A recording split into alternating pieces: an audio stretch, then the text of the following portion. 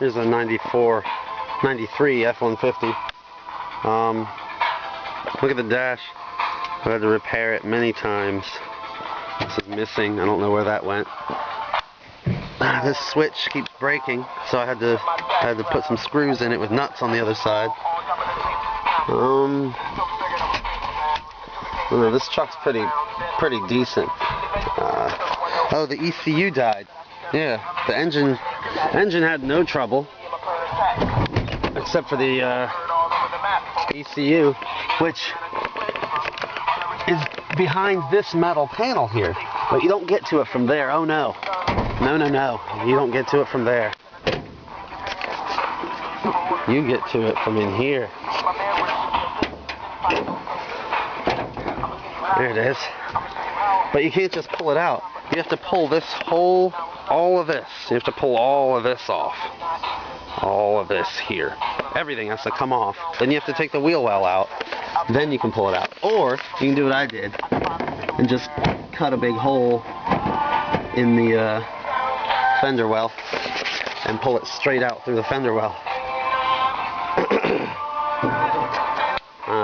Can't really think of too much that goes wrong with this truck. It's so basic. Doesn't have power windows or power door locks. Has these. When you're like, oh, I'm hot, I'll turn this and it will blow mass amounts of air on me. And then you close that. The hinge here, I don't know if you can see it, but it's the metal itself of the hinge is wore out. I thought maybe it was a pin and I could just swap the pin. But no, you can't even swap the pin because it's designed so you can't. It's like a rivet style pin. So I have to replace the whole hinge. Look at this. This one's not cracked. I think it's this one. Yeah, this one's cracked. That shouldn't have happened.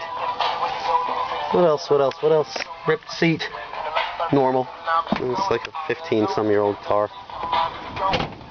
See that on the bed? The way it curves? That's from putting the motorcycle in the back and hitting the brakes. You would think they'd support that part of the bed a little better. It just goes.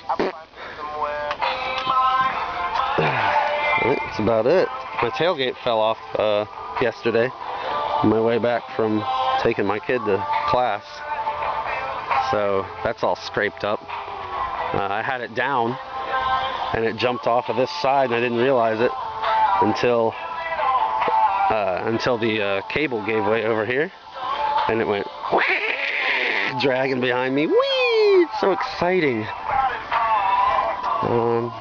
That's about it. Oh, that mirror on that side broke off into a bush, which I thought was rather strange, since all it did was bump into a bush. I guess that's about it. These little caps fall out because they're just glued in. It was a great idea just use a silicone-based glue to glue a little cap in.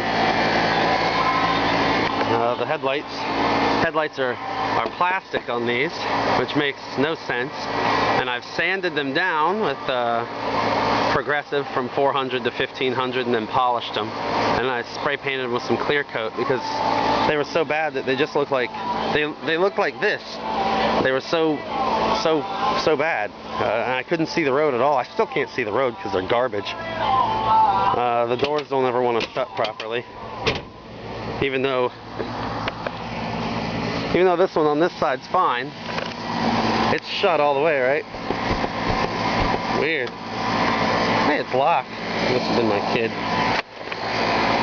Windshield wiper motors are really strange in these. I don't know. That's about it for this truck.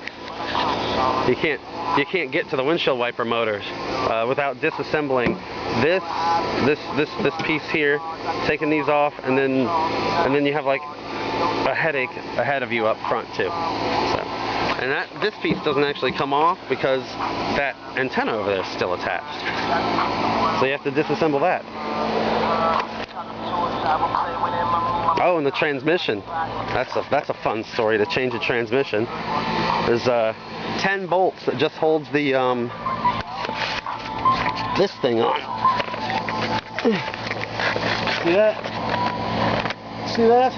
The cross member has 10 bolts just holding the cross member on. Is that really necessary? Let's go over here to this Chevy van and see what the geniuses at Chevrolet did. Oh, weird. 1, 2, 3. 3! Ridiculous.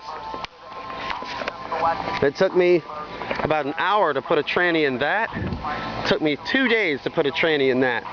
Because not only are the bolts numbered in the thousands, but they're different sizes. So you got like, oh, this is an 18 millimeter, and this one's a little different than 18, but it's not a 3/4, but it's not an 18 either. It's some kind of weird in-between size. And then this one's a 3/4, but this one's not. Oh, and the top is like a different size, and the bottom's a different. Oh, it's ridiculous. What are they thinking at Ford? They don't want you to work on them? If you own a Ford and you love Ford, I don't want to hear your comments because they're ignorant. They're like, oh, but Ford's better, and Chevy's is gay, and I don't like Chevys because they're garbage. Fords are reliable, but don't go and try to work on them. You'll be there for 3 weeks. Good day to you.